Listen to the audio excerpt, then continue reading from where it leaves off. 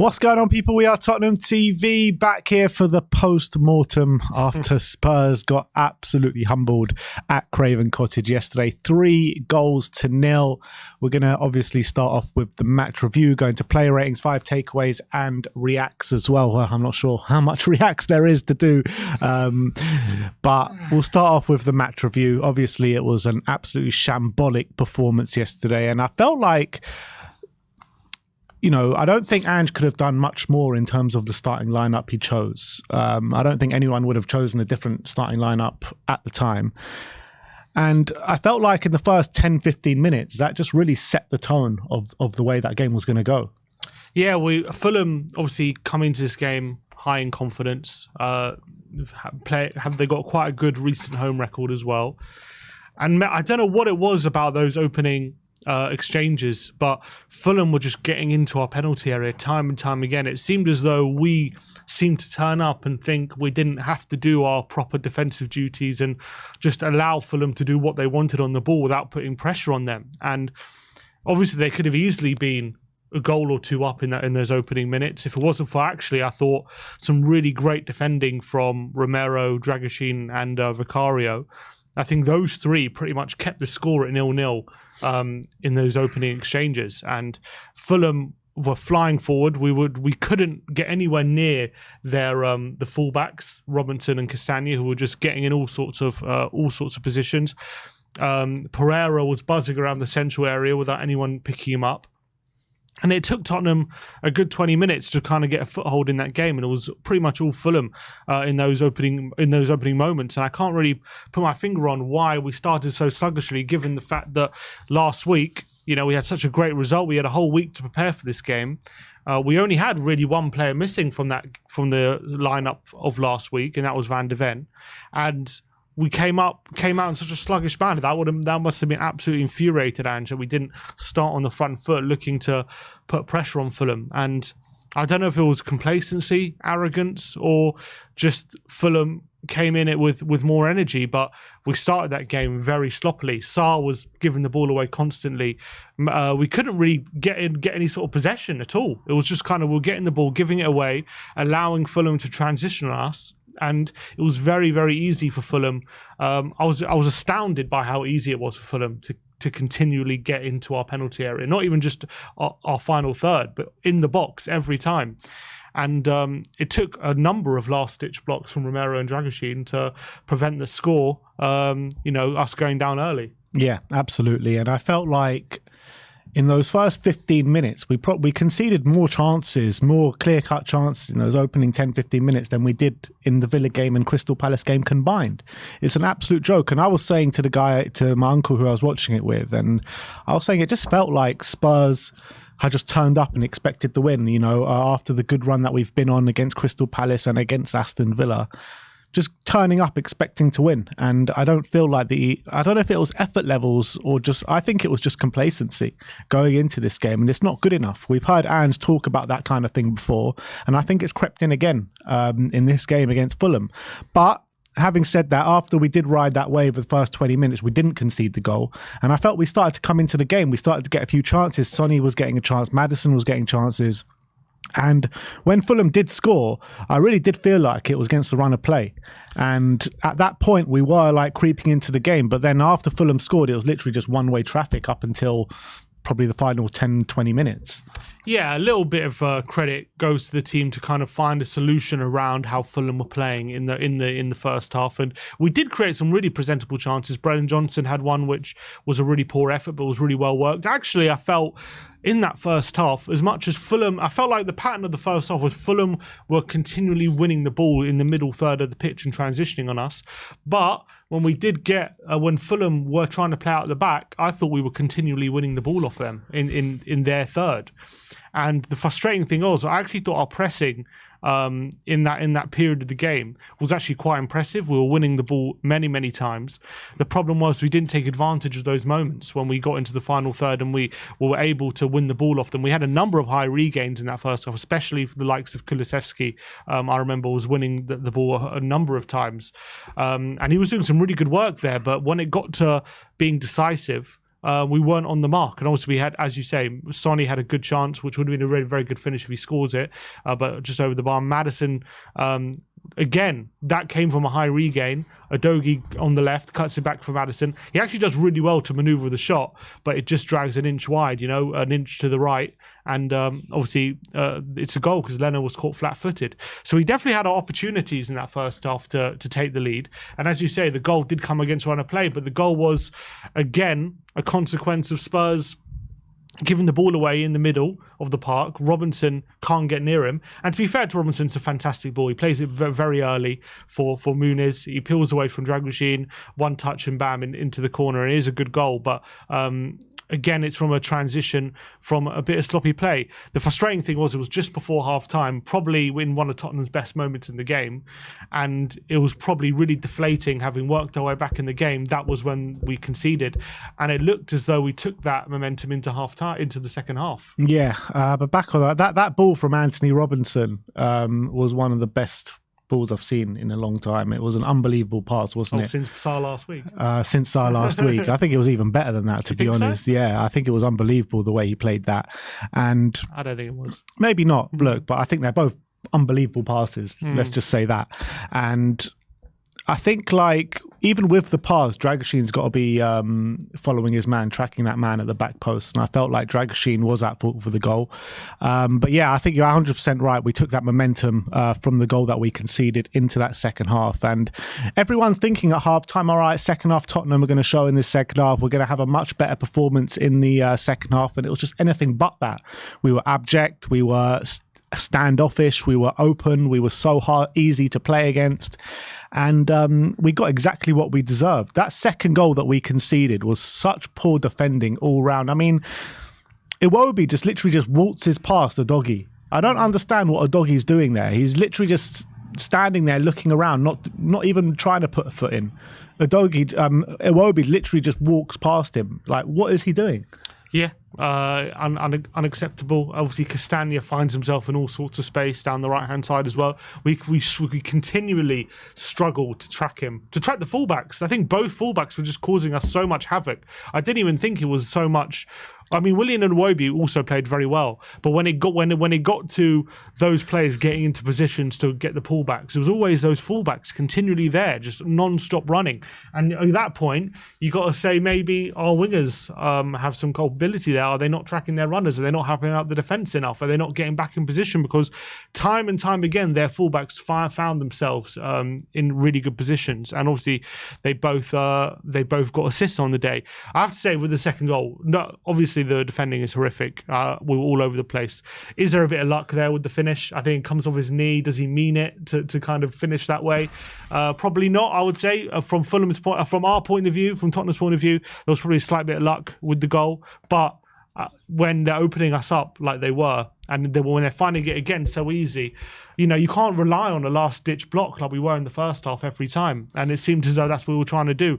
And obviously we found ourselves 2-0 down. And I have to say, if the defending for the second goal was bad, the third goal was even worse. Yeah. It was one of the worst defended set pieces I've ever seen. Yeah. We allow Calvin Bassey to take the ball down from a corner, turn and have a shot on and without getting the block on. I mean, Romero's closest to him, and I'm sorry, he has to get tighter, way tighter. He has to be more aggressive. He cannot allow Bassey from that position to get a shot off. Or when Bassey's got his back to goal, Bassey has to take a touch to the left, swivel and shoot, right? And all the time in the world. All the time in the world. Romero allows him to do it. And obviously, I don't blame Vicario too much. I think he saves it onto the post.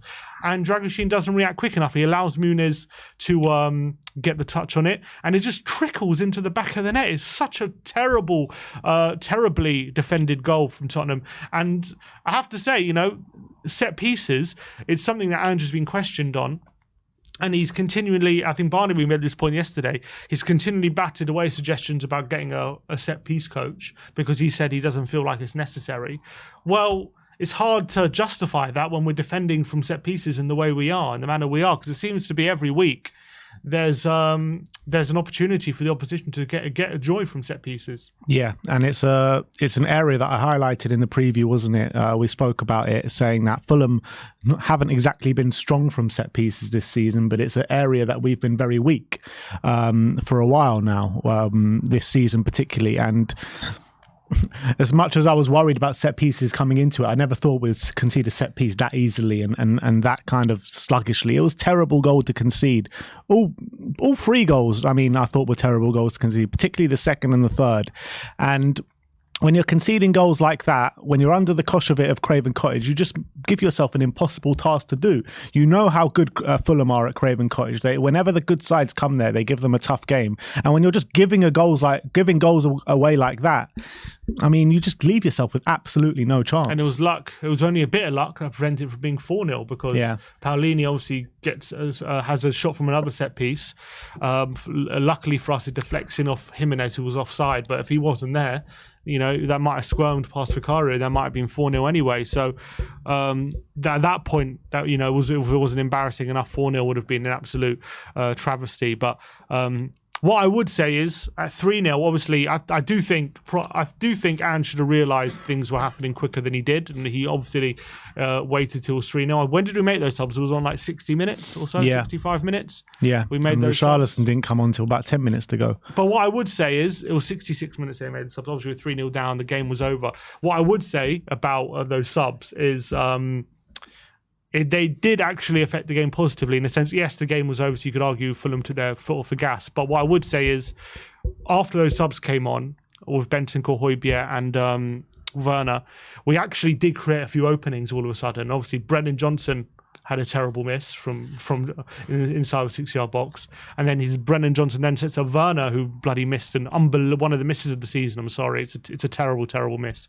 And if one of those goes in, with 25 minutes to go or 20 minutes to go, you never know what can happen, especially with the way we had changed our play with those subs, and maybe we'd build a bit of momentum. If we get a goal, maybe we get back in the game. But unfortunately, on this occasion, really terrible finishing cost us. We didn't take advantage of that little moment we had. I think Bentancur as well had a good effort from the edge of the area, which was saved by Leno. So we had a few openings in that little period, didn't take advantage of it, and then once that period goes, it kind of just dwindled away the game. And if anything, Fulham looked like they could probably get a one or two more on the counter attack late in the game.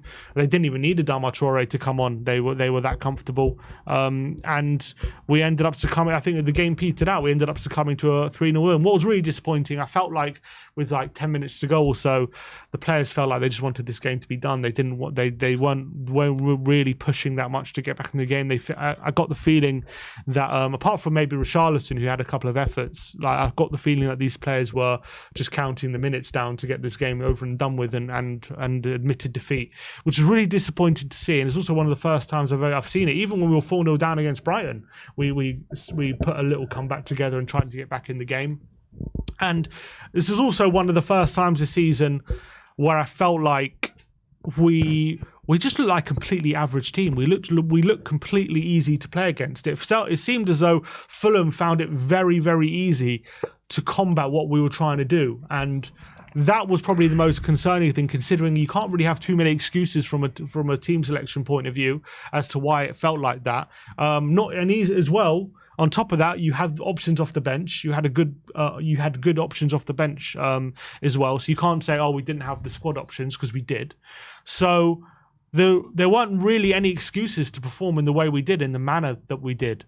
And that was the most concerning thing. In such a big game, to help build momentum off last week and try and cement that place in the top four, try and put pressure on Villa, who were playing in 20 minutes' time. We really had a good opportunity to do that, and we just completely fell flat on our faces. And I can't really put my finger on why it was that bad. I understand sometimes you can be second best on the day and it can be a close game and you can lose. But to be as bad as we were is really concerning, I have to say. And obviously, the bad thing is we got 2 weeks to now mull over this result with the international break. And it's the worst thing to have 2 weeks to think about it. And hopefully we come back firing against Luton and put this result to bed. But we've had with a lot of our results this season, there's always been excuses around those results. But for this game, those excuses kind of dried up. Yeah, it's the first time. Like I said, in the build up to the game, right? There is no excuse not to go into this game and play well and get a result against this Fulham side, albeit however good they've been at home. Our excuses have completely gone now. Our team is back, albeit Van de Ven was out, but still that is no excuse to have one player out and to put performance like that, where every single player on the pitch, you can't count one player that had a good performance yesterday. There is no excuses to put in a performance like that. And you're looking at a lot of fans trying to lay into Ange in terms of the tactics, saying he's naive and all this kind of stuff. I'm looking at the players on the pitch. I can't see one player that tried to stand up to the team yesterday. And you're looking at how our midfield, when Fulham were on the ball, was completely non-existent. Where was Bissouma? Where was Sarr? Where was Maddison for the majority of that time whenever Fulham were attacking? You could drive like a bloody steam train through that midfield and no one would get hurt. Pereira had the freedom of Craven Cottage. The complete freedom. Every time he was on the ball, he could stretch out like that, and he wouldn't touch a player. That's how much space he had on him every single time he had the ball. And that was something I highlighted in the preview. Pereira is very good in transitions. When he gets in those little pockets, he's hard to pick up, and he can really, and he's very direct in those transitions as well. He gets the ball very quickly out wide, and he can cause problems. And Bassoum was nowhere to be seen. Absolutely nowhere to be seen. He had a really, really bad game. And I have to say, Sarr as well, for the moments we were, in a weird way, I thought the moments we were on top, he actually played well, but in that little period. But the moments when we were not good and we were under the cosh, he was just terrible. He was terrible. It was a really bad display. And it's no surprise that the first subs and Hughes, he took the whole midfield three off and just completely changed it. And we did improve after that. So I don't know what happened to the midfield on the yesterday. It's a midfield that's worked really well for us this season, but yesterday they were just all over the place. And I don't think it was a case of like the midfield were dominated or, Fulham, the way that they were playing, they, overran our midfield or anything like that. I just feel like it was just a abject display. Every single one individually were just nowhere to be seen. I have a slight disagreement with that. I thought João Palhinha was exceptional. He was exceptional. He was exceptional, but it's still away from him. It's still no excuse to the way that midfield played. It's not an excuse. I'm just saying he was incredible. Brilliant. If we came up against a Fulham team without him, I think it might be in a different game. I think he was that influential. I disagree with that. Like, I don't think, even if João Palhinha, yes, he was incredible. He was probably the best player on the pitch on the day. Granted, I completely agree with that. But having said that, that still doesn't make an excuse for our midfield to have a complete no-show. Like every single time Fulham are on the ball, no one is close to anyone. Even when João Palhinha wasn't even in the play, our midfield were absent. Like they were nowhere to be seen, literally. Yeah, I don't disagree with that at all. I thought we were horrific. I'm just pointing out, I don't think it was just a case of, it was a case of us not playing well, but I thought João Palhinha we couldn't get away from him. He was just absolutely everywhere. Every time we're getting into midfield, Fulham's half, he's just there. It doesn't matter who's on the ball. He's putting a tackle in, and obviously he did so well with those transitional moments as well. I thought he was just so great. But yeah, our midfield, there's no excuse to be as bad as they were. Absolutely not. And I thought Ange clearly saw that because he obviously took all three of them off, and he clearly had seen enough. I would have hoped he would have changed it. For people who are saying he should have made changes at half time, what I would say is I kind of understand why he didn't, because in that period going into half time, we were the ones on top. It was just unfortunate Fulham obviously got the goal just before half time, and I think Andrew will probably look at it thinking, well, just before that goal we were the ones in the ascendancy, so why would I change it? But obviously that momentum with the Fulham goal completely swung in their favour, and as we came out for the second half, we were all over the place, and that was completely unacceptable. But I don't think I criticise Ange for maybe at half time. I do think at 2-0, I don't know how quickly they made it 3 after 2. I'm trying to see. Very quick. It was pretty quick, wasn't it? It was 49 then 60. Well, they got the other one on 61, so we had a good 12 minutes. You got to make the change. You could tell as soon as that first half kicked off which way it was going to go. Spurs didn't come out for that second half whatsoever. Fulham started the second half as they started the first half, and changes needed to come a lot quicker than they came. At 2-0, he's got to change it. 100%. I think he's got to change it. You saw as soon as Bentancur and Højbjerg came on, it did kind of stem the tide a little bit. You felt like we actually had a midfield presence after they came in, and I thought Bentancur, he probably looked his sharpest since he's come back from his injury, I thought. Yeah, I think he'll be one of the few good things about the game was his little cameo. Again, I thought he had a good cameo last week against Villa, and I thought he followed up with a nice little cameo against Fulham yesterday. Looked a bit sharper, looked more confident as well. Højbjerg as well had a little decent cameo. So that was good, but obviously it was a bit too little too late when you're 3-0 down. Unless you're going to get a goal very quickly, it's going to be very difficult to get back in the game. And to be fair, we did have the chances to get back in the game. We just didn't take them, and that was really, really frustrating and disappointing. But when you go 3-0 down away to Fulham, you leave yourself with way too much to do, regardless if you don't take your chances, and the few chances that we did have in the latter stages of that second half. You should never be going 3-0 down in a game against Fulham. It's not on, and it's not acceptable to go 3-0 down like that, with the way that we conceded the goals, with the way each and every individual was playing on the pitch. Vicario was our man of the match yesterday, and he conceded 3 goals yesterday. If it wasn't for Vicario and Romero, we probably would have lost 4-5-0 yesterday. Yep, can't disagree with that. That's the reality. And after all the good, obviously we have to wait for Villa's result. We have to see if they take advantage of it later. But after all the good, all the goodwill we had last week, and everyone, very, very excited about the end of the last 10 games of the season, and really taking charge of this top 4 race. This was a real slap in the face, and maybe, I don't know. Look, I think it remains to be seen whether this was a reality check or whether it was just a really bad day at the office or a humbling. But it was horrific, and we got to make sure that this is just a one-off rather than something we see more often. Yeah, I mean, when you look at what this midfield has usually provided week in, week out in the Premier League, when you look at the characteristics that this team usually has and what they have had for the most part of the season, it does seem like it was a one-off. And I really hope that they don't let this fester within the group now, because these Kings can go either one way or the other. Either you respond with a really good performance like we have done in the past, or you let this fester and this becomes a bit of a theme. And it hasn't become a theme so far this season. So at this moment in time, I will say it's just a one-off. But you've seen this kind of thing with Tottenham before, haven't you? Where a performance like that comes in and then it kind of like spirals from there. Yeah, Ange was fairly bullish after the game about this not being something that this team has shown too often this season. He was asked whether this result was, one step forward from last week, and then 1 step back this week, and he said it was more like 4 steps forward and 1 step back, considering how we've played this season. And I understand that assessment as well. I do wonder what his team selection will look like after the international break. Obviously, it's going to be, you have to consider what injuries we get and all that kind of stuff. But let's say everyone's fit. I do wonder, does he consider changing it up, or will he just keep it the same and say, look, it was a one-off game and I'm going to trust these players to put it right? For me, I think Bentancur needs to come in the 6th in a couple of weeks' time. I don't know if he's going called up to Uruguay or not, but he's going to have 2 weeks now before the next game to get himself even more fit. Maybe it'll be good for us if he's not called up for Uruguay, so he'll have time on the training pitch with Ange just to keep his fitness levels up, get better and better and better. And I think that Bentancur, what we saw come on yesterday, was probably the fittest Bentancur we've seen. So with 2 weeks behind him till our next game, I fully expect him to be back to some really good levels, Bentancur. So I really want to see him start next game in the 6th. Yeah. I'm going to leave. What would I want? I think obviously on form, although I thought Basuma had a good game against Villa, he was obviously terrible against Fulham. Bentancur's had a couple of really good cameos. But then, before that, when we saw him in the 6th, he was struggling a bit. But hopefully he's maybe come over that situation, and maybe he's back to full fitness.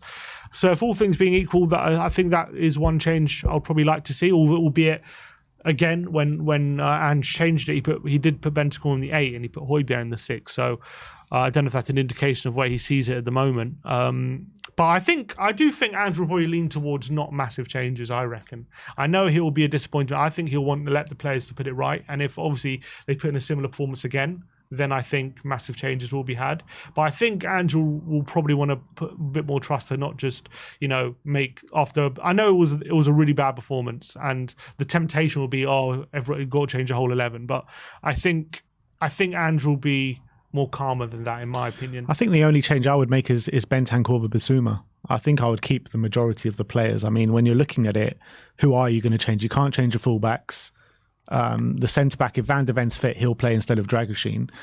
Apart from that, who are you going to change? I don't think you're going to want to take out Papsar. You're not going to take out Maddison. You don't want to take out Son. Brennan and Kulu, maybe Timo comes in. But, I mean, apart from that, who are you going to change? And I get that Timo and Brennan missed some really presentable chances yesterday, but I hate this kind of narrative where, you know, they're lambasting these two guys and singling out these two guys. And I get they missed big chances to get us back into the game, but every single player on the pitch was absolutely shocking yesterday. And you have to give, you have to call it as it is, right?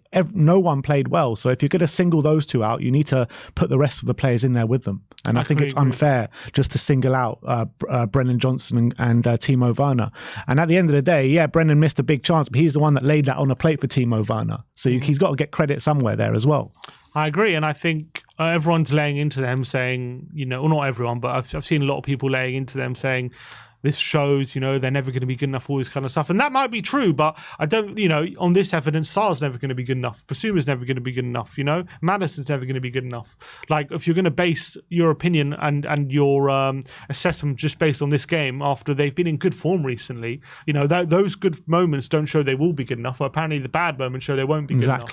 And I don't like that analysis. And I think it's biased, and I think it comes from where people have come into it with certain opinions, like this player's no good, and every time they don't play well, they want to back up their opinion, they get loud. But when they score, they don't say, oh, I was wrong, actually he is good enough. But when they play badly, actually they like to use that as evidence to show how right they were. So I don't like that. And look, I'm not sitting here saying that Brennan Johnson and Werner are going to be the long-term solution to Spurs. I do think the jury's out on that, but I'm not going to lambast them just after one bad game when they've been in good form and say this is proof that they're not good enough, and if they're still here next season, then we're you know, there's big problems and all that kind of stuff. I think that's disingenuous. Yeah, I couldn't agree more. And I thought Kulusevski as well had a really frustrating day. I mean, Kulusevski, for me, he just kept running into trouble time and time again, didn't he? He would beat a man and then just run into trouble.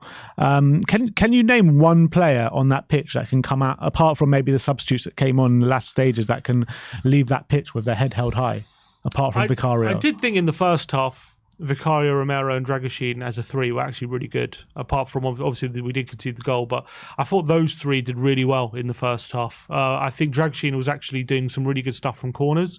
He was winning a lot of headers, and I actually thought, you know, I was saying it to Barnaby in the first half, I thought he was actually doing really well up against Muniz before the goal. I actually thought he was doing a really good job, and then obviously Muniz got his moment and he scored, and that all goes out the window. But I thought those three were doing a really good job. I don't think anyone really comes out of any credit at all in the second half, apart from maybe Bentancur. Apart from that, I don't think anyone comes out of any credit in the second half. But first half, I would say those three I thought did quite well. I mean, I agree to an extent, but then I disagree in terms of how easy it was to get a clear-cut opportunity against us. I mean, they just seem to be in time and time again in those first 20 minutes. I don't think that's Vicario, Romero and Dragoshin. Not Vicario, but I think maybe Romero and Dragoshin. I mean, Dragoshin... No, because they kept getting out from the sides. Dragoshin looked like it looked like it was his first game for Spurs. And I know it was, but when you look at Van de Ven in his first game for Spurs, it looked like he'd been there for years. Yeah, I thought second half he wasn't as good. I would say, I just thought in the first half, I thought he was having I thought he began the game really well. I thought he was having a really good game next to Romero. And I thought them three were the only players in that first half who came out with a bit of credit. But second half, I don't have the same assessment. I don't think anyone came out with credit. I just thought in the first half, those three were pretty good. And if it wasn't for them, it probably would have been 3-0 at half time, I thought. Yeah. In terms of Ange Postecoglou, a lot of people, you know, going in on Ange in terms of the tactics, playing the high line and the way we've been playing and you know, relating it to this game. Do you feel like it was a tactical issue yesterday? Do you feel like it was a system issue? Because a lot of people were saying it was. I think the system definitely got exposed for sure. I thought you could see it was pretty obvious where the spaces are for Spurs to exploit, and that's in the wide areas. And they did that literally over and over again. They ruthlessly exposed that area of the pitch, and that's exactly what happens when you invert the fullback. So I do think the system contributed to the loss of the game. I thought Marco Silva outdid him tactically, 100%. That's not to say in the long term the system's a problem or anything like that, or that the system can't work. But sometimes you look, no system in world football, people don't realise sometimes, no system in world football is 100% foolproof. Every system has its vulnerabilities for any team. Every team has vulnerabilities. And sometimes they get exposed, especially when we're not fully acclimatized to it, especially in your first year. I keep going back to it, but look at the managers right now who are in the top 3 in the Premier League. In their first year, you know, they had big issues with their system and players fitting into it. But when given time, the players got up to speed with it, and the system then wasn't seen as an issue. But if you asked fans of those clubs back in, you know, when they started taking over, then maybe a lot of them would have said, "Oh, these managers are naive. These managers have tactical issues." No doubt about it. The system and Ange got not found out, but they got exposed, I would say is the right term yesterday. For sure, they did. I don't think there's any because I don't think it was a issue. For me, I didn't see players not putting in 100%. I just thought players were lacking in intensity and they weren't doing the right things defensively, and we just kept getting caught out in our most vulnerable areas. And that definitely kept happening. But I think in the long term we'll sort out those problems. But yesterday, definitely Marco Silva. What excuse is there to lack intensity? Surely if you lack intensity, then maybe you're not putting 100% in. Otherwise, you would be in full intensity. There are some games you lack intensity. It happens. For what reason, though? There's got to be a reason for it. It's hard to put your finger on exactly why all the time. For example, that game where Man City played early in season against Villa, they completely lacked intensity in that game. It's hard to put your finger on why. You know, I'm sure Pep will dig deep into the reasons why, and he'll figure out why. But they did, and that's why. It doesn't mean Man City weren't putting in 100% that day, or there's a big problem. It just meant they lacked intensity. I think that's what happened yesterday with Spurs. We were just completely off it. We lacked intensity. It's hard to put your finger on exactly. It's different. That game against that Villa game against Man City was completely different. Like Aston Villa, they pressed Man City into oblivion. They just couldn't get out their own half. Aston Villa were incredible that day, and yes, Fulham were very good yesterday. Fulham had a really good day. I'm saying Fulham did have a very good day yesterday, but it's not like they pressed us into oblivion and didn't let us do what. Like if Spurs came out the traps and were fast and put in 100% and everything like that, I think, you know, we could have found solutions in that game. I do feel like there was a problem on that pitch with those players. It felt like they just came out there expecting to win the game and thought they'd already won the game after like a couple of good performances. Yeah, maybe that was it. And that is and obviously that's not good enough going into that game. We have to stamp out that from happening, and I'm sure Ange will address that if that was the cause of it. But it's hard to put your finger on exactly, you know, only 24 hours later, why that was the issue. That could have been it. I'm sure Ange will try and figure that out. But I don't think just, you know, one bad game like that throws out the good work that he's done. So I think he'll try and rationalize it in his head. He'll try and sit with the players and he'll look over the game and he'll try and analyze why things went the way they did, but I don't think it's a symptomatic issue of something deeper, in my opinion, just yet. But if it carries on, then maybe you have a case. But right now, I'm not going that far. I mean, if we go and drop points to Luton in a couple of weeks' time, and then that's when the alarm bells are going to really start ringing. But yeah, I agree with you. I mean, I'm still very happy with Ange Postecoglou. I'm happy with the way this club is going. I'm happy with the direction we're going in. It's just yesterday was a massive kick in the teeth, and with all the Spurs fans coming into it, we just expected and deserved a lot more from that game that we didn't get. And, you know, after that Villa game, we all had our tails up, didn't we? Everyone had our tails up, from the players to the fans to everyone involved at Tottenham Hotspur. And to watch that is just, I don't even know where to go with that performance. It was just tragic from minute one, apart from a couple of moments here and there, all the way till the end of the game. And we need to pick ourselves up. We need to dust ourselves off, and we need to go again. It is unfortunate that we've got a international break, because you kind of just want a game straight away after that, don't you? You want to put it to bed. You don't want it to linger in your mind. And look, it will. Maybe you could argue having the international break, just have it before that game. You could argue gives that the players a bit of time to get away from what happened and try and put it to the back of their mind, and so we can, move on from that in a different way. So I think he has its benefits in both ways, but I'm sure Ange, after the international break, will not let them forget what happened, and I'm sure he'll aim to put it right in the next one. Yeah. We've got some big look. Even though it was a bad defeat, we've still got some big games coming up. Let's hope Villa, West Ham could do us a favour now against Aston Villa. If Villa fail to win, this defeat won't hurt as badly. Yeah, but if they do, then it just puts that 4-0 win last week completely in vain. Correct. But look, that is our match review for the game yesterday. 3-0 loss at Craven Cottage, a really hard one to take. But let's move on to our player ratings. We're going to start off with Big Vic, a 7s all round, and probably Spurs, well, not probably, most definitely Spurs' best player on the day.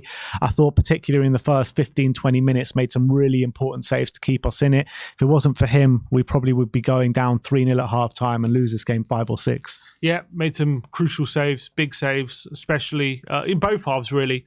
Even when look at the third goal, he made a save from Bassi's shot, which deflected onto the post. He was unlucky that it fell to Muniz. I can't really blame him. He had to make a number of interceptions, and if it wasn't for him, it would have been even worse scoreline than 3. So probably our best player on the day. Pedro Porro up next. 4s all round for Pedro. His worst display of the season, I thought. I thought he got absolutely dominated by that side by Robinson and Willian. Both of them were giving him such problems, particularly Robinson, to be honest. And on the ball, he was so uncharacteristically poor. Every time he got on the ball, it seemed like he was giving the ball away. So we couldn't start attacks with him, and defensively he was really poor. So I thought by far his worst performance of the season. Agreed. I think it's summed up by late in the game that I think it was Johnson lays the ball back to him for a cross, like in the perfect Porro position, and like balloons it into the stands. It's like, that is not what Pedro Porro is all about. He got the run around. He really struggled to contain what was going on down that left hand side. And it was just a really off day for him. It was really disappointing after a really good performance from him personally against Villa. He a step backwards this week, so disappointing. And I tell you what, that Robinson, I think he's a player that we should be looking at for next season in terms of providing competition for Destiny Udogie. He's English as well, right?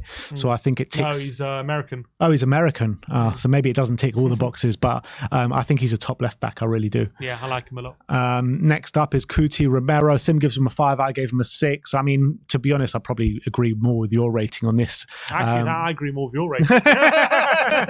But look, I think that in the first half, he saved us a multiple amount of times in terms of his last ditch challenges, and he was one of the reasons why the scoreline was so low down in the first half when Fulham were on top. But having said that, I thought he was culpable for that third goal in terms of not defending that set piece well enough. And I think that I was saying actually quite a few times throughout the game, like I was speaking to Adrian, my uncle, and was saying that if it wasn't for Romero, we would be losing this game by so much. And he's one of the only players to come out of this with a bit of his head held high. Yeah, I thought first half he was really good actually, and he made some really great blocks. I actually think on the ball as well, he was one of our better players in that first half, and he was doing some really good things. But unfortunately, they all got undone in the second half. I thought he was really poor. He was just, especially for that third goal, really annoyed me, his defending for that third goal, because you've got a defender with his back to goal and you're allowing him to turn and swivel from a set piece, and it led to Fulham obviously scoring, and that is just no way near good enough for a player of Romero's experience and quality.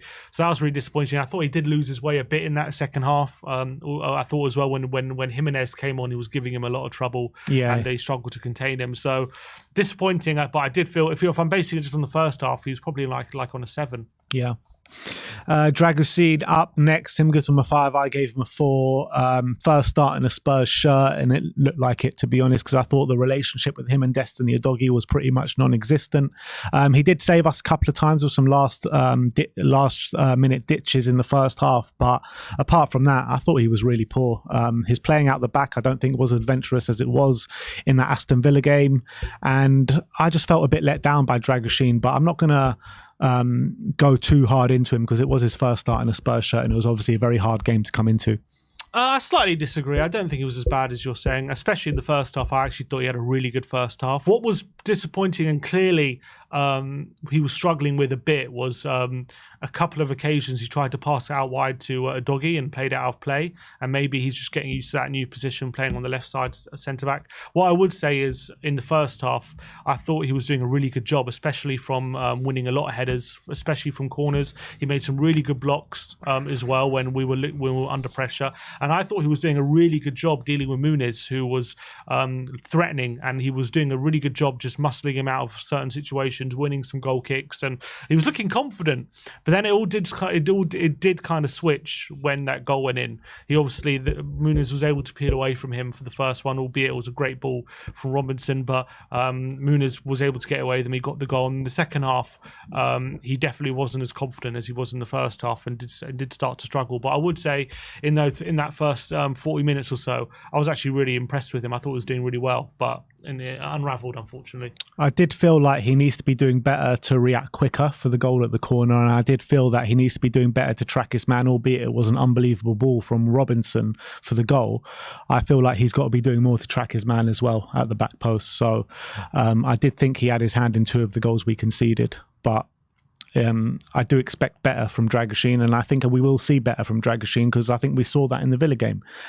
So onwards and upwards. I did see some good stuff from him. Yeah, I'm not saying we didn't, but I also saw some bad stuff from him. Let's move on to Destiny Udogie.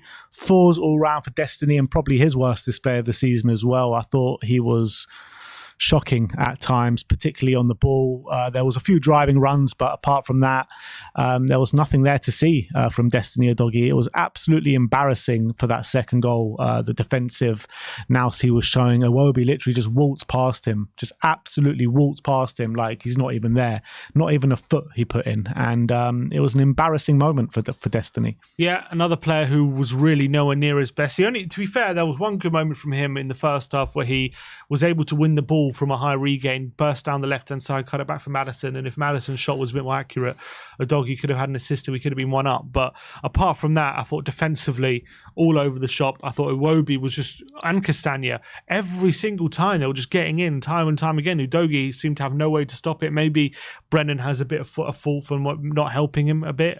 Maybe we were guilty of not tracking our runners, but it just felt like Udogie had no answer to what they were doing down that side. And we've seen Udogie have some really good games defensively against some top players this season, but against Iwobi and Castagna, he was really struggling. And both, to be fair, I don't think it was just his wing, both wings we were completely exposed and they were finding it easy to get in time and time again.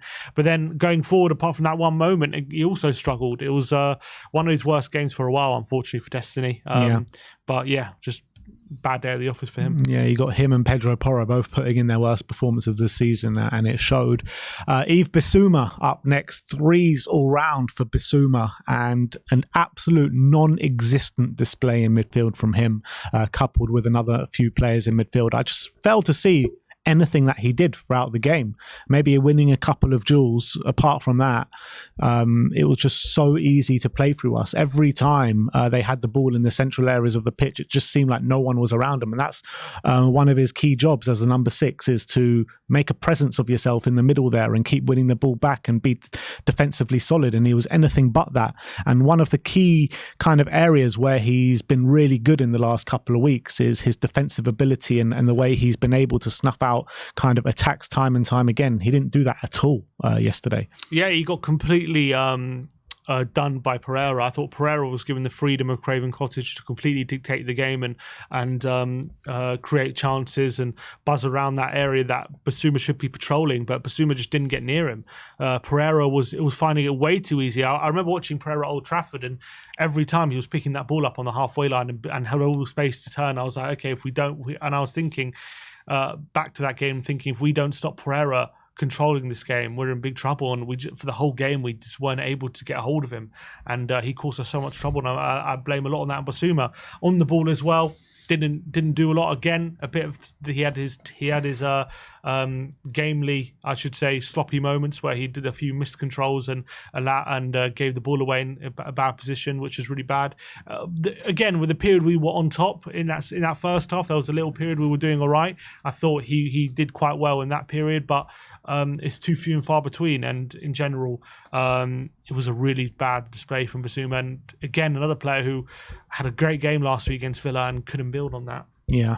Pat Matisar up next. Sim gives him a 3. I gave him a 4. Again, I probably overrated him here because I thought it was his worst display of the season as well. Didn't offer us much in the midfield when he was on the ball. I thought he just kept losing it really frustratingly. When he was off the ball, I felt like he couldn't win any of his duels and he was so easy to bypass. I was really disappointed with Pup yesterday. I think it typifies his performance when you look at the stats. A passing accuracy of 68%. I mean, that's shocking. Especially lowest on the pitch. That's especially with Sarr's standards. You know, Sarr, you expect him to usually have quite a good passing accuracy, but unfortunately, wasn't to be on this occasion. I thought he was sloppy. I thought he couldn't deal with the pressure from Paulinho and Sasa Lukic as well. He did do some really good pressing in that period. We were able to create chances. He was winning the ball back in some good areas, but unfortunately, it wasn't enough, and he was rightly taken off on 66 minutes. Next up, James Maddison. Sim gives him a 4. I gave him a 3. Again, his worst display of the season, which was really frustrating. I did feel like he was slightly coming into the game when we, took control a little bit in the latter stage of that second half of the first half. But apart from that, those couple of chances, that one, I think the one he created and one that he had a shot with, he was completely anonymous throughout the whole game. And he got taken off on the half an hour mark or just after, and really rightly so, because he was poor. Yeah, and what you associate Maddison with, is his ability to get stuck in as well. Like when he's at his best, when he's at his most confident, he's not shirking those defensive responsibilities. And I thought yesterday he wasn't really getting back into position. Although there were occasions he was playing that deep lying playmaker role on the ball, and at some points he looked like he was doing quite well. And obviously he had. I thought he set up Son for his chance, and then he had a chance himself, which dragged just wide. So there were some moments where he looked like he was getting into the game, as you say, but unfortunately, it's more what he was doing off the ball that was the big problem than on the ball. And I think he did obviously get a big bad tackle from Paulinho, really scraped down his ankle, and that obviously maybe contributed to him coming off. But it was a game where he just wasn't getting involved enough when we were in the transition and when we were defending. And we were made to pay for it because they completely dominated the midfield. Yeah, you talk about 2 moments that he had throughout the whole 66 minutes he was on the pitch. But apart from those 2 minutes, on the ball, what did he provide? Nothing. Absolutely nothing. Dejan Kulusevski up next. Sim gives him a 5. I gave him a 4. I think he was probably the one in the front line, the only attacking player that was trying to make something happen, that was trying to force the issue, trying to do something. He was getting on the ball. He was trying to make it a one-man mission at times where he would take the ball past someone and just kept running into trouble, kept getting dispossessed. So as much as the effort levels were there from Decky, I just felt like quality and application of him just keep trying to do it all on his own was really frustrating. Yeah, I thought in the first half he was doing some really good things. I thought his pressing was actually really effective. It led to Spurs winning the ball back on a number of occasions in Fulham's third, and that was really good. And I actually thought Robinson was struggling to deal with Kulusevski in terms of Robinson was struggling to get the ball off him. When Kulusevski had the ball, he was able to turn him a few times. The problem came when he did turn him and was asked to do something after that. I think you're absolutely right. He just kept running into trouble, kept passing it. Passes weren't accurate enough. He wasn't able to create the opportunities that his good work deserved. And unfortunately, he kept undoing his good work without being effective. After he was able to win the ball back, or after he was able to turn Robinson, what came after that was very disappointing. So that was a shame. I did think he was doing more than most in that first half, but I did think second half, obviously he moved him back to the centre, and I don't think he affected the game too much when he did that. And I didn't think he had as good a second half either. So unfortunately, not a good day for Kulusevski, but I thought he did a bit more than most other players. Moving on to Brennan Johnson, falls all round for Brennan, and a frustrating display from Brennan on the back of 2 really positive performances from him, which is very annoying. I think that in terms of the big chances that he missed, I think he missed one, maybe even two really presentable chances on the day. I did feel like he was fairly creative. I think two key passes, one of them laid on a complete plate for Timo Werner, who in like 19 times out of 20, 20 out of 20, that should be going in the back of the net. That is one of the easiest chances you're ever going to see in Premier League. And Brennan did provide that, so you got to give him credit for that. But apart from that, he was just super frustrating once again. Yeah, I think the most frustrating thing for me with Brennan was when he had those moments to get in one-on-one situations with the defender. And to be fair to me, he actually did try and take him on. He just wasn't good at it. He kept getting tackled and he kept losing the possession. There were some good things. His pressing was pretty decent at times. And obviously, and as you say, he had those two good chances. One of them, I think Maddison played him through on goal, and a bit more composure, he maybe puts it in the corner, but unfortunately it just trickled right into the keeper's arms. And then he had a really big opportunity in the second half when I think it was Werner who put it across. Was it Werner? Maybe it was Sonny, put it across the face to goal, and he put it wide from inside the 6-yard box where he should be scoring there. So but obviously he did set up Werner for his chance, which obviously he should have been scoring. So there were some moments for Brennan, but I thought in general, when his in general play wasn't as good as it was last week, where he was, actually making his passes count. He was actually playing some good flicks around the corner. But unfortunately, this one, his general play was found wanting a bit. And last but not least, in the starting 11, it's Heung-min Son. Unfortunately, he gets a 4s all round. He had a few moments in the first half when we were on top, but apart from that, I just felt like he failed to get into the game, really. Lack of service, maybe. It wasn't for the want of trying, because you could see he was definitely trying on that pitch yesterday, but I just felt the lack of service. He wasn't dropping deep to get himself involved in the game, and I just felt like he was fairly anonymous when he was on that pitch for the most part, apart from that maybe 10-minute period when we were on top. Yeah, I thought he was getting into the game a bit when he was playing a bit of that false 9 position and dropping deep and picking the ball up. What I felt like when he was getting too close to goal in a weird way, his touch was a bit off. He was struggling to get away from Tosin. I actually thought Tosin and Bassi had two very, very good games, especially Tosin. I thought he was pretty exceptional in the game. And I thought Son really struggled up against him. Obviously, he had his big moment in the first half where he had his big moment where Maddison lays on a shot for him. And it would have been a very good finish if he would have pulled it off. But knowing Sonny, that's definitely a chance for a player of his caliber. But obviously, he went over the bar. But other than that, he didn't have too many opportunities to impact the game. So disappointing game for him. Rodrigo Bentancur was one of the first subs that came on. Sim gives him a 7. I gave him a 6. And it felt like as soon as these two guys, Bentancur and Højbjerg, came on the pitch yesterday, that midfield was shorn up. There wasn't such a big gaping hole in that midfield. We kind of, as much as we were 3-0 down, got a little bit of control in the game where we were in the ascendancy. We were looking to create chances, and I thought Bentancur was central to that. Yeah, good cameo from Bentancur. I was pretty happy with him. He was one of the bright spots. He looked a bit more confident. Obviously had a decent effort from 25 yards as well, which the keeper saved, and as well, he just looked a lot more assured on the ball. So I thought he was probably one of the better players when he was on the pitch. Højbjerg up next, 6s all round, came on in the 6, and as well, like I said with Bentancur, it wasn't a surprise that when these guys came on, they came on with a different energy, and they gave us a bit more of a control in that midfield. And I thought Højbjerg played really well. He came on with a good mentality. He started to play some nice passes as well, but I guess it just wasn't enough. Yeah, he was okay. Not too many complaints about him. He was definitely better than Basuma. Was a bit more combative, and on the ball was looking to play it forward. So he did all right, but I don't think he was as good as Bentancur, so I gave him 1 less mark. Timo Werner up next. Sim gives him a 5. I gave him a 3, and mostly just because of that miss. I mean, you can't miss that. You just can't miss that. It's an open goal at the back post 3 yards out. How are you missing that?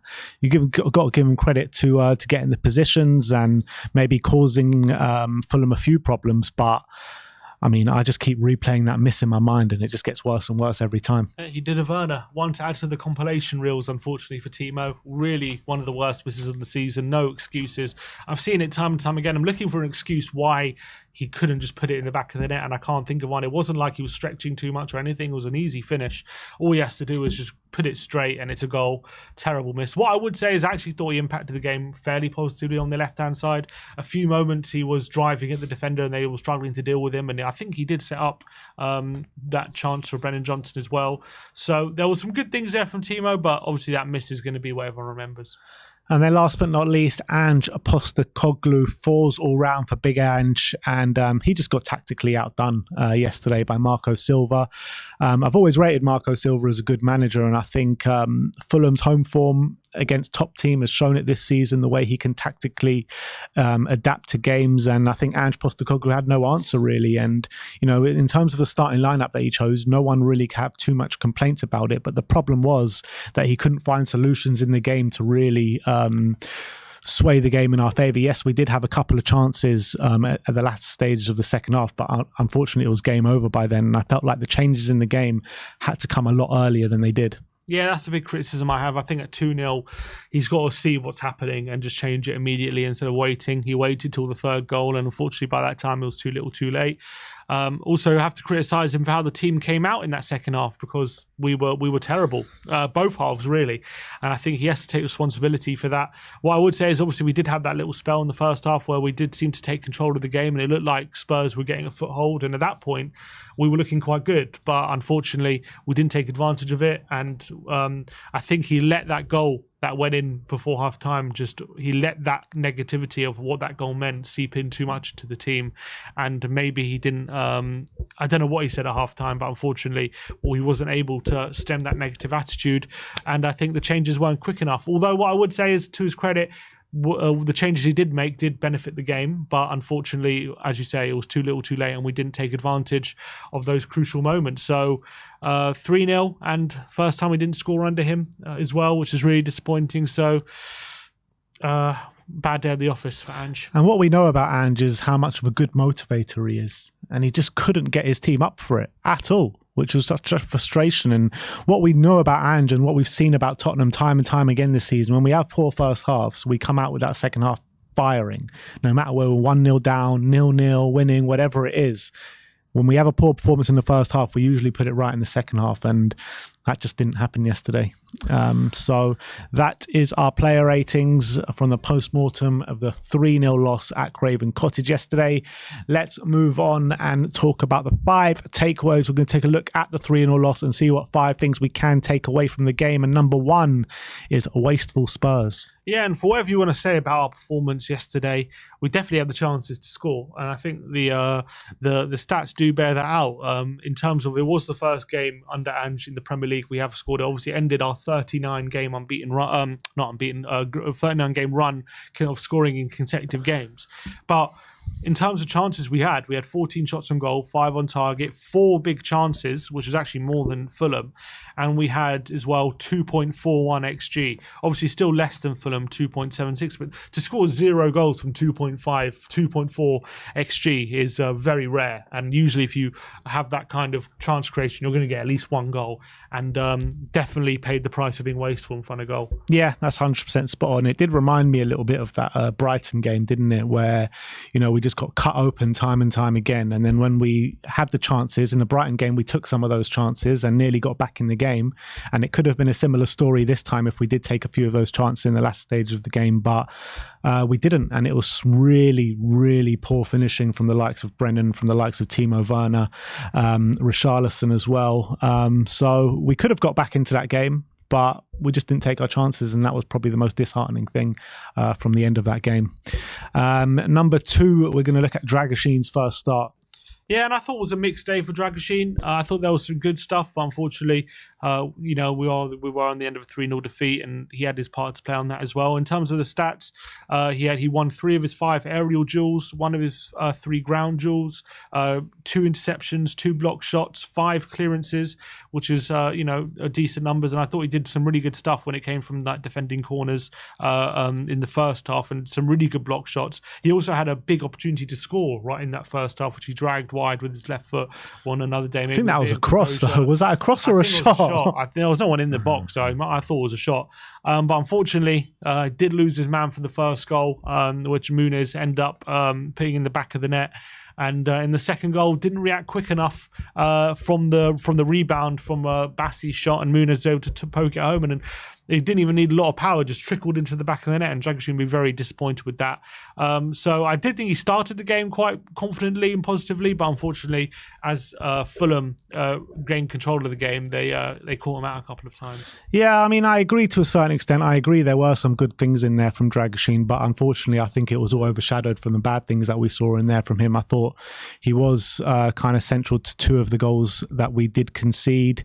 It looked like he had no sort of relationship on the pitch at all with the likes of Destiny Udogie on that left-hand side, and you could see it clearly on the pitch. And I think he will grow and learn from that game, and maybe the bad things that he did do in the game. But maybe the positive signs is from the positive things. If he could keep doing that and maybe iron out the bad things that he did do, then things will look a lot better for Radu.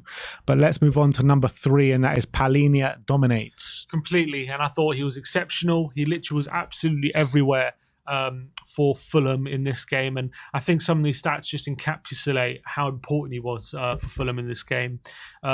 He completed 4 tackles, and he won 9 of his 14 ground duels. And to put that into perspective, that's more than our whole midfield combined on both metrics. So literally, Palhinha by himself was like more effective defensively than Sarr, Basuma and Maddison put together. We really struggled to deal with him from a defensive point of view, and on the ball as well. Completed 1 key pass, 3 out of 3 long passes completed. Completed 19 of his 22 passes as well. So it was a real domination job by Palhinha, and we were forced to foul him 5 times. He was fouled 5 times in the game. I think that just as well.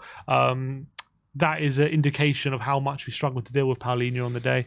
Yeah, and we spoke a lot about him in the preview coming into this game, talking about what a high-quality midfielder, and he did not disappoint in terms of showing what a good player he is, and it's no surprise why top clubs are after him. Nearly got his move to Bayern Munich in the summer, and I assume that this summer again top clubs will be after him, because he is literally one of the best 6s in the Premier League, and he showed it yesterday. What a performance. Shown up. Yeah, and he showed up every single midfielder that we had on the pitch yesterday, every single one. Number 4, we're going to look at wide areas exploited. Yeah, and that's where a lot of the joy came from Fulham on the day.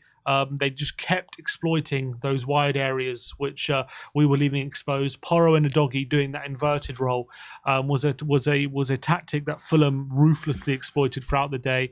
And I think the fact that both Robinson and Castagna on the day ended up getting assists just goes to show how much joy they were getting in those areas. And it was a job where I think Marco Silva probably just kept telling those players, just keep going, making those runs into those spaces in the penalty area on the sides, and you're going to get spaces. And not only did the fullbacks both get assists. Iwobi on the day, who was playing on the right wing, had 4 key passes, and Willian as well was very, very influential on the day. So it was just a game where, as much as Palhinha dominated in the centre, we can get completely overrun in the wide areas as well. Yeah. And it was a really hard watch at times, particularly for that second goal. The way Destiny Udogie was just so lazy. It was a lazy moment. Iwobi just waltzes past him. On the other side, you're seeing Anthony Robertson and Willian completely dominate Pedro Porro as well. Those two put in their worst displays of the Premier League this season, and they got dominated time and time again. And it was a really hard watch at times. And Ange has got to figure out why that happened, and he's got to come up with answers for it as well on the pitch, because otherwise other teams are just going to take that kind of model and replicate it. But let's move on to number 5, and that is opportunity lost. Yeah, and we had a big opportunity to go into the top 4 for the international break if we would have gone to Fulham and won yesterday. Obviously, right now, as we speak, West Ham and Villa currently playing out a 0-0 draw after nearly half an hour. So we'll wait to see whether Villa do take full advantage of the fact that Spurs lost yesterday. But it was a really good opportunity for Tottenham to build some momentum on that Villa win last week, and really build on that and go into the international break potentially in the top 4 if Villa would have failed to beat West Ham today. But now the opportunity is gone, and it's going to be, look, not to say that the race for the top four is completely over or anything like that, even if Villa win. But it was a really good opportunity to put pressure on Villa and potentially, sit in the top four for at least 2 weeks, and that's gone now. Yeah, the reality is after that Aston Villa game, we would have gone clear favourites for the top four. And now after that loss and the manner of that defeat, it puts everything into question, doesn't it? So if Villa do win today, then I think it sways probably back into Villa's favour. If Villa don't win today, then I think that we're not clear favourites anymore. It's just very tight and neck who's going to get that top four spot. It's looking a bit hairy as well to see if England are going to get that fifth spot in terms of Champions League football next season, with Arsenal playing Bayern Munich and Leverkusen playing West Ham. I think we need one of them to go through if we have any chance of having that fifth spot being in the Champions League. So as much as I don't want either of them to go through, if I had to choose, probably have to choose West Ham to beat Leverkusen, but don't want either of them to go through at the end of the day. But you're looking at it, and top four now, the way we looked at it last week and the way we look at it now, it's in a completely different light, isn't it? Definitely. Yeah, for sure. We are struggling at the moment in terms of just cementing that spot. But I do think the fixture's still in our hands, and let's just hope that we learn from this and have just make sure it doesn't happen again from the last 10 games. Yeah. All right, well, that is our 5 takeaways. Let's go over to X and see how the internet did react to the game. First up is from Swift Spurs saying, Spurs, stop giving me your toughest battles. How are you still alive? Well, there is a goal, by the way. West Ham are 1-0 up. Oh, West Ham are 1-0 up, are they? West Ham are 1-0 up. Mikel Antonio has just scored. So that could be a big goal in the top four race there. All right. Big moment. I'm not going to celebrate a West Ham goal, but you can celebrate Villa losing. I'm going to celebrate Villa losing. But let's go on to Luca THFC saying, I'm wondering if City fans were turning on Pep after seeing these games in the first season. That's a 4-0 win, a 4-0 loss to Everton, 4-2 loss to Leicester, 3-1 loss to Chelsea, going down to 9 men in stoppage time, and a 2-0 loss to Tottenham. And I think that's spot on as well, because you look at it and you remember at the beginning of the season, Spurs fans, me and you were sitting here saying, it's very likely Spurs could take a few beatings this season, but it's all part of the process. New manager, new system. Maybe maybe the fans got a bit carried away from the first 10 games and thought this is our new norm. But you got to realise where we're at as a football club, in what direction we're going in as well. And it's always going to be hard. And I think you're always going to get these moments in a first season under a new system. Definitely. And that's even with your first team. Even if everyone's fit for the whole season, you're still going to have those moments where you're not fully there as a team, because we're in the first year of the process. And I think that tweet is absolutely spot on. I think I'm surprised it hasn't maybe happened even more often. Obviously, I think it's really only the second time. You have the Brighton game, and then there's this game. Apart from that, we haven't really had this type of display so far this season. So I think Ange deserves credit for that, and he needs, he's got credit in the bank because of how we played this season. But it's very disappointing when that happens yesterday, seemingly out of the blue, isn't it? No one really expected us to be second best to that extent as we were yesterday. So that was obviously a bit of a shock and a real disappointment. But as that tweet displayed, even the best managers in their first year, that's always possible to happen, and that's I think what we're seeing. And from the same kind of argument, Danny Kiriakou with the super chat says, big up boys, are we forgetting that this is Ange's first season? Look at Arteta after his first 2 seasons. We need 3 windows and 9 players, 1 starter each window. And I think it's right to compare it to maybe Arteta's first 2 seasons and other managers' first 2 seasons. We are on a path, the right path, in my opinion. We do have the right manager at the helm, but it's not going to happen overnight. No, and also on the contrary, if you compare Postecoglou's first seasons to those managers, he's probably ahead of where they were at the same stage. I think we're performing higher. I just think people forget how much these managers struggled early on because they've been so so good consistently now for a few years with their respective clubs, people forget the troubles they had to go through, don't they, to really get to that stage. And that's kind of the period we're in now. And the fact that we're in that period and we're still right in that fight for top four and still have a good chance of getting it, I think is a testament to Ange doing a really good job at Spurs. So yes, yesterday was really disappointing and frustrating, but that's just part of the process, isn't it? And you got to remember, like, the struggles and the problems that he's had since joining this football club. First of all, losing Harry Kane on the eve of the Premier League. Like, don't ever underestimate how much of an impact that's going to have at your football club to lose your best player, your talisman, your, well, essentially he would have been captain if Hugo Lloris, when Hugo Lloris stood down. So not only that, but the injury problems that he's had as well. Yeah, absolutely correct. Asval Karim says that, why is this foul not a red card? And that was João Palhinha on James Maddison. I did think it was a bit of a naughty one. I did think so. I mean, that picture explains well. I do think he's maybe a bit lucky. It was just a bit low. Like, I think any higher, I think he has risked right on the ankle, though. Yeah, you can see the ankle rolls, and it was not a good challenge. He got booked for it. I think any higher, maybe VAR look at that. But I think it was definitely a naughty challenge. I don't think it was a good one there from Paulini yesterday. I remember seeing that when we were watching it, thinking it's not a good one. Like, on another day, Maddison could have been seriously injured. Yeah. One Football say Tottenham have only kept 2 clean sheets from their last 19 games in the Premier League, and it's not good enough, is it? No, that's not good enough. I know Ange says, he doesn't celebrate clean sheets, and that's not how he plays. But I don't think 2 clean sheets in 19 games is something that he would find acceptable either. And I think that's something we have to address, because especially if we're going to have some players missing chances in the forward line, we're going to need a tighter defence to make up for that. Yeah. Yes, when we get maybe the attackers that the system needs, maybe that'll be a different stage. But at the moment, when you've got Werner and Johnson missing those chances, then you can't afford to not have a defence a bit tighter. Yeah, and I'll take it back to the first 10 games of the season. Yeah, we were conceding goals, but the chances that were created were so few and far between. How many times did we finish games thinking, oh, Vicario's hardly been tested today? Mm-hmm. Like, why has that defence become so open in the second half of the season? And you can't even blame it just on injuries, because since the other defenders have come back, it's not really changed too much. Yeah. Although it's been better, it's not been like it was first 10 games. Yeah, absolutely. Troll Football said it's the history of the Tottenham. Days since the last shit show is 0. We've been used to that one, haven't we? Classic. I think we see this meme every single year, about 20 times a year. Yeah, honestly, bloody Troll Football. He's the Ido says, I feel sorry for the people who rely on Tottenham Hotspur for happiness. So you still feel sorry for a lot of us then, definitely.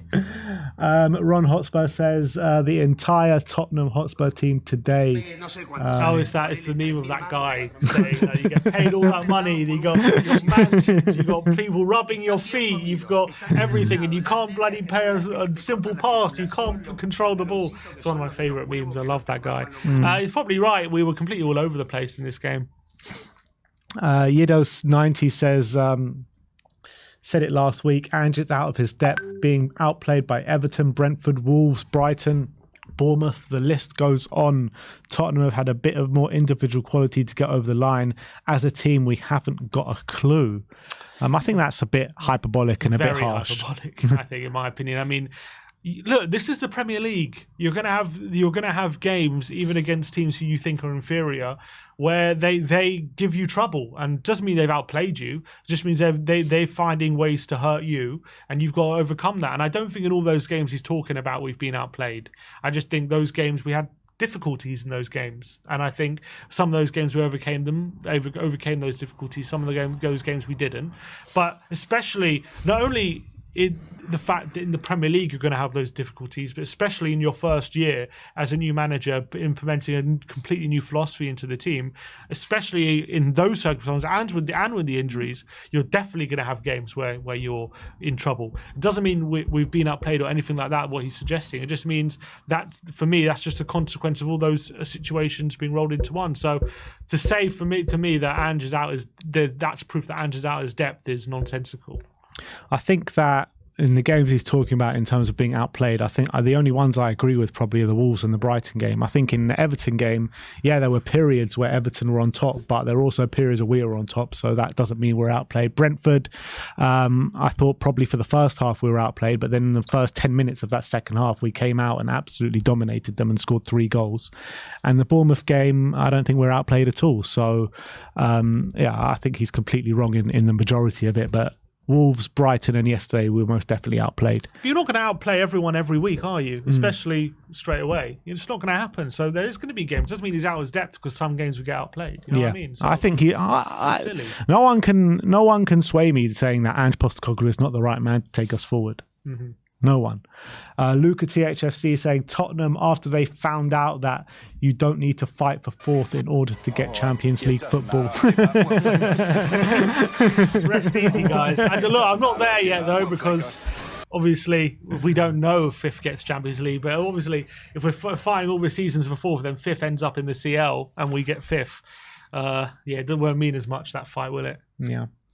Return of the Shelf saying Tottenham fans protesting against the cut of the senior concessions. That was a sign being held up from the away end yesterday. There was a really weird story coming out of that though, which Martin Cloak posted on his Twitter, saying that apparently apparently he was one of the fans holding up the banner, and he said a Tottenham fan came over to the banner and ripped it in half.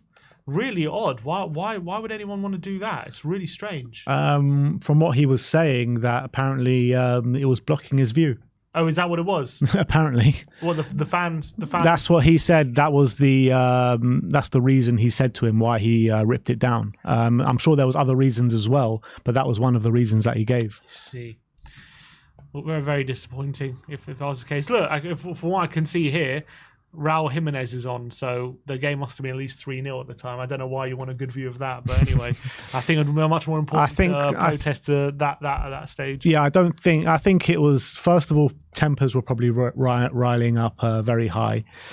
Second of all, maybe it was a thing that he disagreed with and didn't think it was worth protesting against. And third of all, he probably wanted to see the pitch a bit more. So I think maybe a few different things all culminated in a bit of anger yesterday. All right, good you cleared that up.